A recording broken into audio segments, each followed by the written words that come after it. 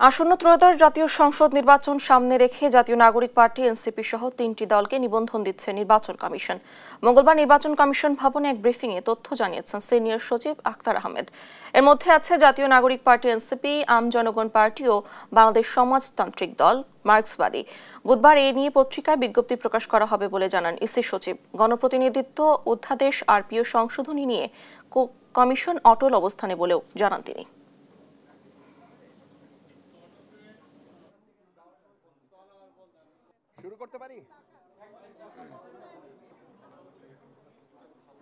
আমরা 3টা দলের কাগজপত্র সঠিকতায় পেয়েছি এবং সেই 3টার দল হচ্ছে বাংলাদেশ সমাজতান্ত্রিক দল মার্ক্সবাদী, বাংলাদেশ আম জনগণ পার্টি এবং জাতীয় নাগরিক পার্টি এনসিপি। তাদের ব্যাপারে আগামীকাল পত্রিকায় আমরা বিজ্ঞপ্তি দিব।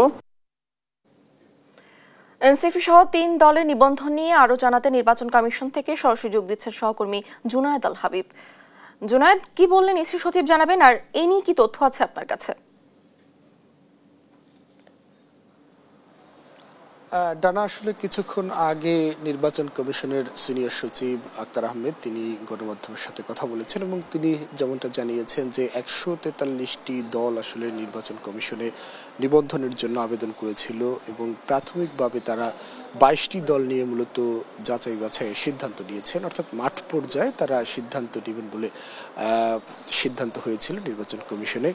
এবং সেই সিদ্ধান্ত অনুযায়ী গত বেশ প্রায় 1 থেকে 1.5 মাস ধরে তারা মূলত এই 22টি দল নিয়ে মাঠ পর্যায়ে অনুসন্ধান করেছেন এবং সবশেষ তারা গতকাল সিদ্ধান্ত নিয়েছেন, অর্থাৎ 3টি দলকে নিবন্ধন দেওয়ার বিষয়ে চূড়ান্ত সিদ্ধান্ত নিয়েছে। এবং নির্বাচন কমিশনের সচিব যেমনটি বলছিলেন যে এই 3টি দল মূলত নিবন্ধন পাওয়ার জন্য যে শর্তগুলো থাকে সেই শর্তগুলো তারা পূরণ করতে পেরেছে এবং আগামীকাল তাদের বিষয়ে গণবিজ্ঞপ্তি আসলে জারি করা হবে যে এই দল নিয়ে কারো কোনো ধরনের অভিযোগ অনুযোগ কিংবা কারো কোনো আপত্তি রয়েছে কিনা।